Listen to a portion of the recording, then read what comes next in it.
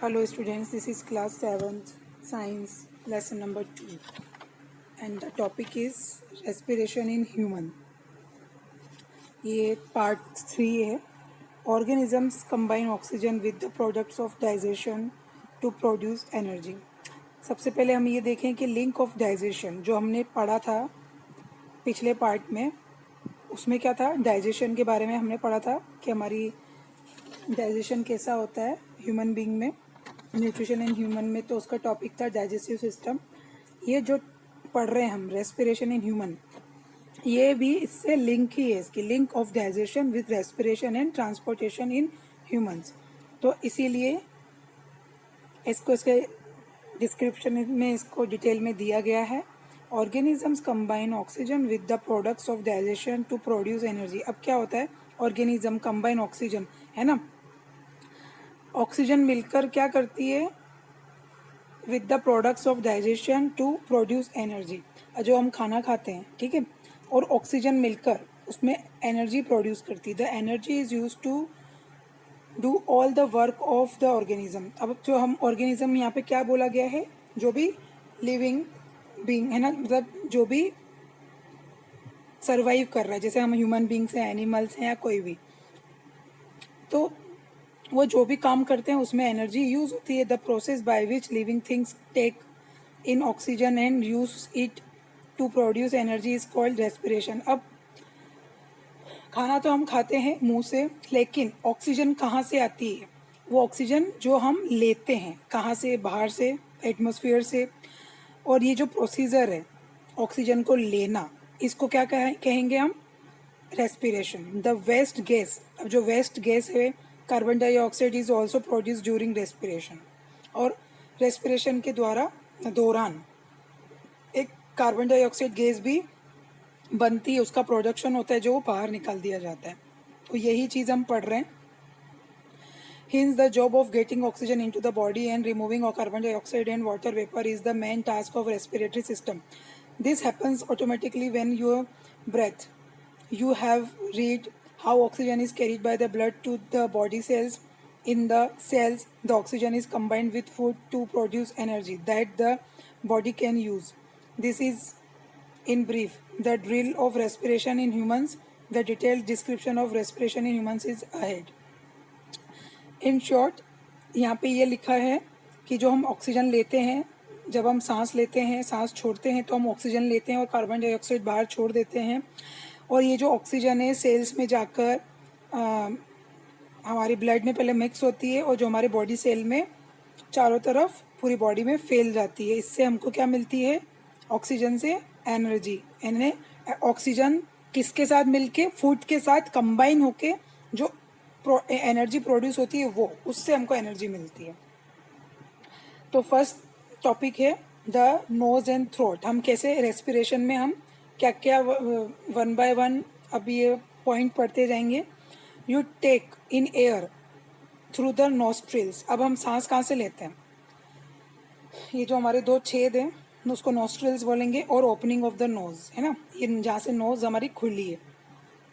If the air is cold, अगर हवा ठंडी है, as it may be in winter, it is quickly heated by warm blood that passes through blood vessels near the inner lining of the nose. अगर सर्दियाँ हों, winter के time हवा ठंडी हो, तो क्या होगा कि जो ब्लड वेसल्स होती हैं नाक की, है ना, near the liner inner lining of the nose, वो उसको हीट कर देती है ना, warm blood that passes through, है ना.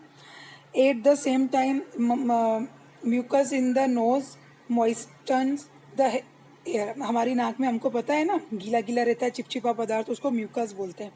वो क्या करता है, नोज को मॉइस्टन्स यानी उसको गीला रखता है, द एयर है ना, moistens. Finally both large and tiny hair in the nose help to clean the air in your nose by trapping dust particles and microscopic organism like bacteria. हमारे नाक के अंदर छोटे बड़े ऐसे बाल होते हैं जो हम सांस ले रहे हैं, और उस हवा के अंदर, उस एयर में, चाहे माइक्रोस्कोपिक बैक्टीरिया हो जो हमारी आंखों से नहीं दिखाए, या कोई डस्ट पार्टिकल हो, वो उसको रोक देते हैं, जो बाल होते हैं. Now the moist clean air moves into your throat and from there through the windpipe deeper into the respiratory system. अब क्या होता है, जो साफ हो गई एयर मॉइस्ट और क्लीन एयर वो कहाँ चली जाती है, थ्रोट से होती हुई विंड पाइप की तरफ deeper into the respiratory system. Trachea and bronchi. अब आप देखेंगे ट्रेकिया, जैसे ये हमारा इस डायग्राम में दे रखा है. एक तो ये नाक है, तो ये क्या है, नेजल कैविटी लिखा है, लेकिन ये जो सबसे नीचे नीचे इसके जो छिद्र हैं, है ना, वो इसमें जो लिखा हुआ है वो है नोस्ट्रिल्स. और फिर फेरिंक्स आता है, ये जो एक पाइप दे रखा है ये ट्रेकिया जिससे जुड़ा हुआ है. ठीक है, तो अब हम दूसरे पेज पे आते हैं. Trachea and bronchi. ट्रेकिया और ब्रोंकाई क्या है. अब ये पिछले पेज पे तो एकदम छोटा सा दिख रखा है ट्रेकिया, लेकिन यहाँ पर देखो इसको इनलार्ज किया गया है. एज यू ब्रीथ, जैसे ही आप सांस लेंगे, air passes down the throat into the trachea. जैसे ही आपने सांस ली तो हवा कहाँ गई, ट्रेकिया में.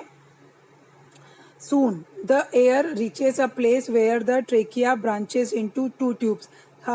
सडनली हवा कहाँ चली जाती है, ए प्लेस, ऐसी जगह पर जहाँ पर ट्रेकिया ब्रांचेस में बटा हुआ है ना, कई ब्रांचेस में, और इनटू टू ट्यूब्स, दो ट्यूब्स में बटा हुआ है. Each of this tubes is called the bronchus. अब आप ब्रोंकस देखेंगे. Each bronchus further branches into smaller and smaller tube. और हर ब्रोंकस के इस ब्रांचेस होती हैं और ट्यूब्स होते हैं. The thinnest branches lead to grape-like cluster of tiny balloons called alveoli. Alveoli. The alveoli make up most of the tissue of the lungs, the main organs of respiration. अब देखा कि इसमें हवा कहाँ आती है, ट्रेकिया से. ट्रेकिया से ब्रोंकस में, ब्रोंकस जो ब्रांचेस में बटा हुआ है, आप इस डायग्राम में देखते जाएं अलग अलग. और इसमें जहाँ पे स्मॉलर ट्यूब्स हैं और जहाँ पे थिनेस्ट ब्रांचेस हैं, grape like cluster of tiny balloons, balloons जैसी गोल गोल, उसको क्या बोला गया है नाम, एल्वियोली. ठीक है, एल्वियोली क्या है, ऐसे टिश्यूज हैं of lungs, the main organs of respiration. ये लंग्स के एल्वियोली ऐसे टिश्यूज होते हैं जो रेस्पिरेशन के दौरान बहुत ज़्यादा इंपॉर्टेंट ऑर्गन होते हैं. Each thin walled alveolus is surrounded by a network of capillaries. अब जो ये alveoli की जो वॉल है ना, alveolus is surrounded by a network of capillaries. capillaries से ये इसका नेटवर्क होता है, चारों तरफ इसके ढका हुआ रहता है. It is here that your blood picks up its cargo of oxygen from the air. और यहाँ पे ये क्या करता है, हवा की जो ऑक्सीजन है यहाँ पर लेता है. Oxygen from the alveoli passes into the blood flowing in the capillaries. Meanwhile, the waste gas carbon dioxide passes from the blood into the alveoli. अब यहाँ से ही जो वेस्ट गैस है वो बाहर कर दी जाती है विद इन सेकेंड्स. ये कुछ सेकेंड्स में ही होता है. You breathe out the waste gas carbon dioxide. Transportation in humans. In humans, transport of material takes place through a well-developed circulatory system. The circulatory system mainly consists of the blood vessels, heart and blood. Here we will describe about the blood vessels. The function of these constituents are as follows. आप भी देखें human circulatory system कैसे बना हुआ है. ये बीच में heart है, यहाँ से पल्मोनरी आर्टरी, फिर ओर्टा, लीवर, डाइजेस्टिव सिस्टम, ये सब दे रखा है. किडनीज, ये हमारा सर्कुलेटरी सिस्टम कैसे सर्कल बना हुआ है ना. तो फर्स्ट हम पढ़ रहे हैं, मतलब इस चैप्टर में हम ब्लड वेसल्स के बारे में पढ़ रहे हैं. The blood vessels are of 3 types. Blood vessels 3 तरह की होती हैं, आर्टरीज, कैपिलरीज और वेन्स. तो arteries, capillaries and veins. Arteries का हम ले रहे हैं. As the left ventricle pumps your blood, it passes through the largest blood vessels in the body, the aorta. The aorta is an artery that carries blood away from the heart.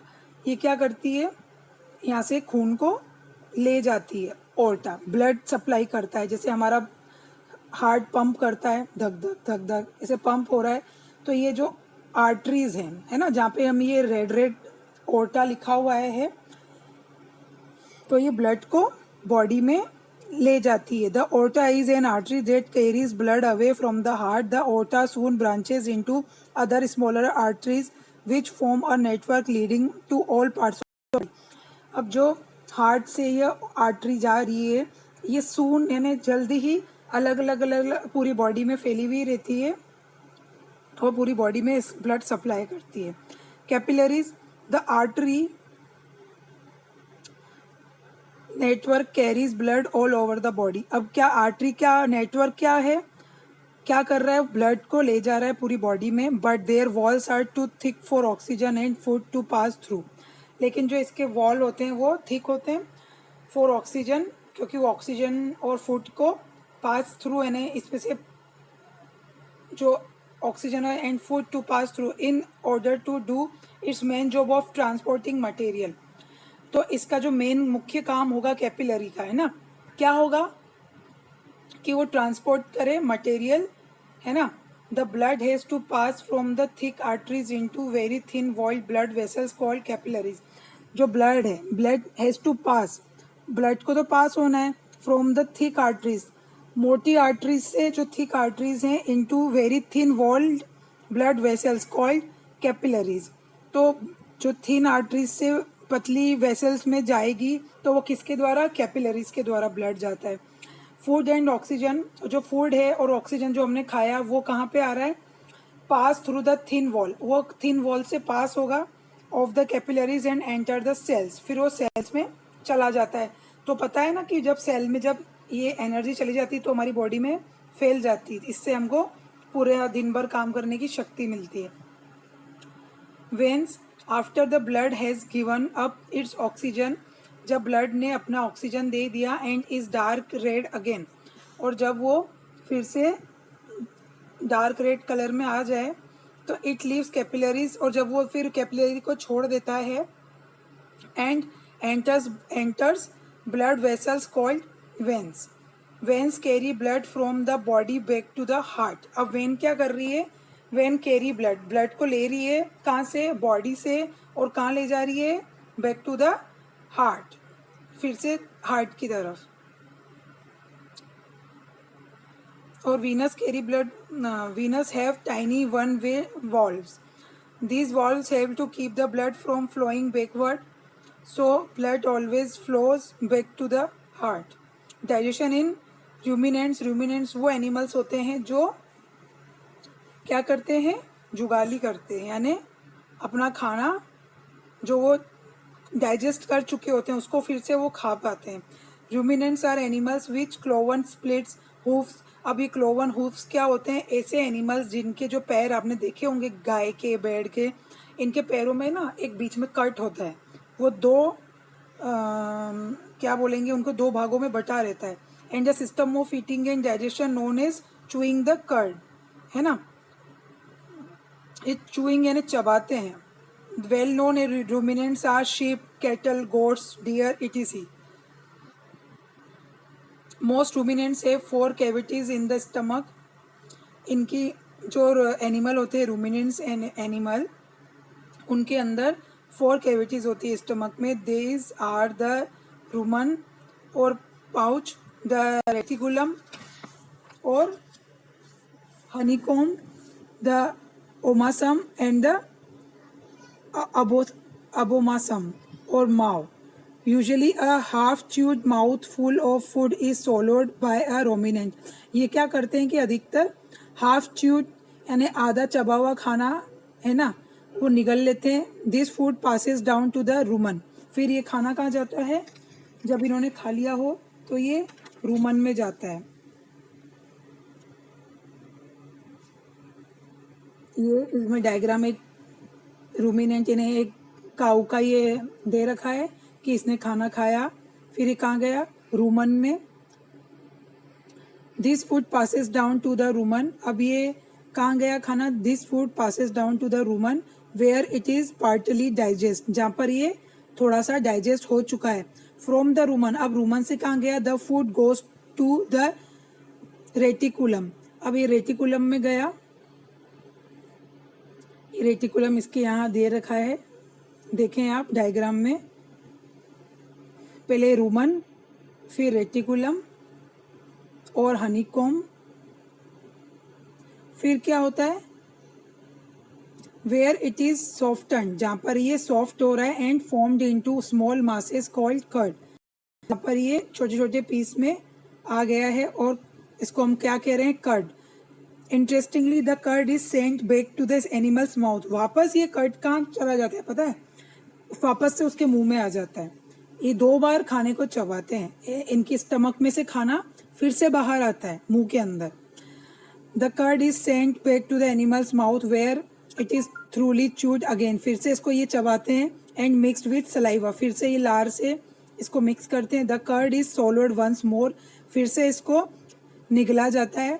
Passing through the reticulum, फिर से ही reticulum के द्वारा pass होगा to the omasum and abomasum, where stomach juices complete the process of digestion. No mammal is able to synthesize enzymes that digest cellulose, except ruminants, which digest it by harboring cellulose digesting bacteria and protozoa within their stomach due to unusual digestive tract. अब आप देखेंगे कोई भी जो mammal होता है, जैसे हम भी ह्यूमंस हैं, हम लोग डाइजेस्ट नहीं कर सकते सेल्यूलोज को, बट जो रूमिनेंट्स एनिमल्स होते हैं वो इसको सेल्यूलोज को डाइजेस्ट कर पाते हैं, क्योंकि उनके अंदर ऐसे एंजाइम, ऐसे बैक्टीरिया होते हैं जो इसको डाइजेस्ट कर पाए। Types of teeth, teeth are hard bone like growths in the upper and lower jaws of most vertebrate animal, their job is to cut, break up and chew food. अब teeth कैसे होते हैं, bone like growth इनकी होती है, hard होते हैं, अपर and lower jaw पे होते हैं, इनका काम होता है कट करना, ब्रेक करना और चू करना। Human teeth and their functions, an adult normally has 32 teeth, 16 in each jaw. There are 4 main types. There are 8 incisors, 4 in each jaw. They are our 4th front teeth. ये हमारे जो front के teeth हैं, sharp and sizzle like for cutting of pieces of food. Behind these are 4 canine teeth, 1 on each side. Canine teeth क्या होते हैं, दोनों तरफ होते हैं साइड में, टॉप एंड बॉटम, ऊपर नीचे। They are sharp and fang like for tearing food, especially meat, और ये शार्प